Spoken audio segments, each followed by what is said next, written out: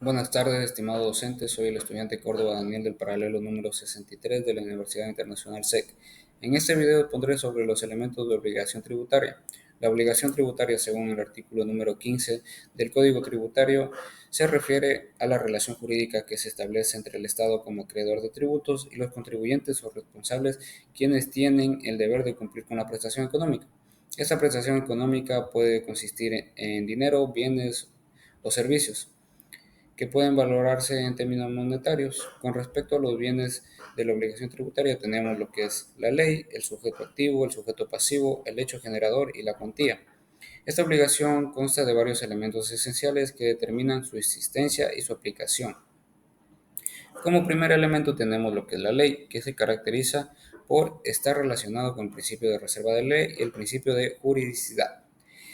En lo que respecta al principio de reserva de ley, es la que establece que los tributos, tanto impuestos, tasas como contribuciones, deben ser creados únicamente por una norma de rango de ley. Sin embargo, las tasas y contribuciones también pueden establecerse a través de ordenanzas emitidas por las autoridades locales dentro de sus competencias. Con respecto al principio de juridicidad, es el que significa que todas las actuaciones en materia deben estar previstas en la ley y también sujetas al principio generales del derecho, garantizando de esta manera la justicia en equidad de proporcionalidad. De igual manera, el elemento ley nos refiere a la competencia que es exclusiva del presidente de proyecto de ley tributaria.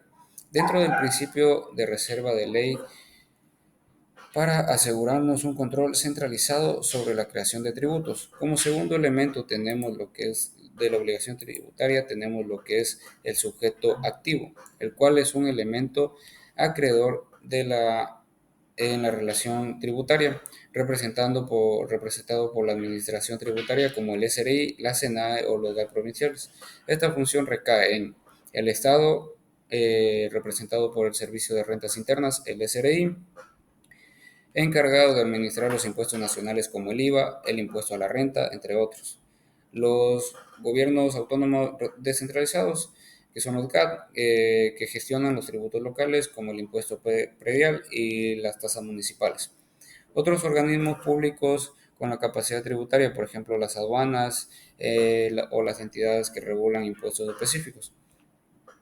El sujeto activo tiene la facultad de fiscalizar, aplicar sanciones en caso de incumplimiento y ejecutar cobros coactivos si el contribuyente no paga el tributo dentro del plazo establecido. El sujeto actúa en función del derecho público a través de 5 facultades que son la facultad reglamentaria, determinadora, sancionadora, resolutiva y recaudadora. La reglamentaria nos dice que es la que expide los reglamentos de resolución de carácter general, mientras que la determinadora es la que audita y verifica las obligaciones tributarias. Las sancionadoras son las que sancionan las facciones tributarias. Las resolutivas son las que resuelven peticiones, recargos, pagos indebidos o pagos en exceso. Y finalmente la recaudadora, que es la que ejerce el procedimiento de cobro y liquidación. El tercer elemento es el sujeto pasivo, el cual hace alusión al deudor tributario, es decir, quien está obligado a cumplir con el pago del tributo. Este elemento tiene 3 cualidades. La cualidad número 1 de contribuyente, la número 2 de responsable y la número 3 de sustituto. La número 1 es quien paga directamente por ser el generador de la obligación tributaria según la ley. La número 2 es el deudor solidario, que corresponde a la obligación tributaria junto al contribuyente de un garante.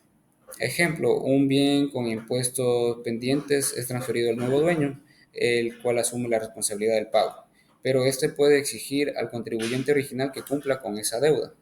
La número 3 es la toma de posición del contribuyente de manera excepcional. Ejemplo, cuando existe un evento con un artista extranjero que no cumple con sus obligaciones tributarias.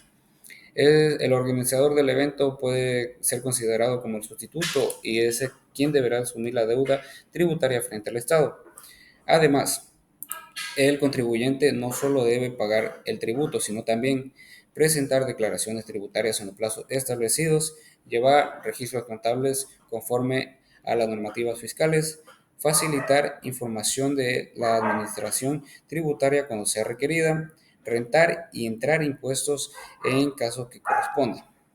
Como cuarto elemento tenemos el hecho generador, el cual es el elemento del presunto establecido previamente en la ley, que al realizarse da lugar a la obligación tributaria.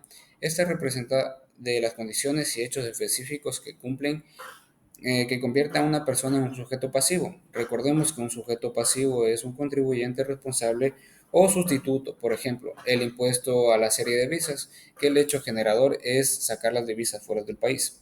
Cabe mencionar que se debe estar previamente establecido en la ley y se pueden clasificar en hechos generadores de impuestos directos, graban la renta o el patrimonio de una persona o empresa. Ejemplo, la obtención de ingresos genera la obligación de pagar el impuesto a la renta. Hechos generadores de impuestos indirectos, graban el consumo de bienes y servicios. Ejemplo, la compra de cualquier producto va a generar la obligación de pagar el IVA. Hechos generadores de impuestos municipales. Se derivan a la propiedad y uso de bienes dentro de un cantón. Ejemplo, ser propietario de un inmueble genera la obligación de pagar el impuesto predial.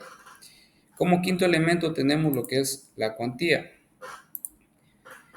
el que hace referencia al monto que se debe pagar el sujeto pasivo en cumplimiento de sus obligaciones tributarias, donde la detención de la cuantía es establecida mediante la formación de cálculos, porcentajes y tablas específicas según el tipo tributario. Por ejemplo, el IVA. La cuantía puede ser desde el 0, el 5, el 12 o el 15% dependiendo lo que esté estipulado en la ley para distintos bienes o servicios, o en caso del impuesto a la renta se calcula utilizando una tabla definida en la normativa correspondiente.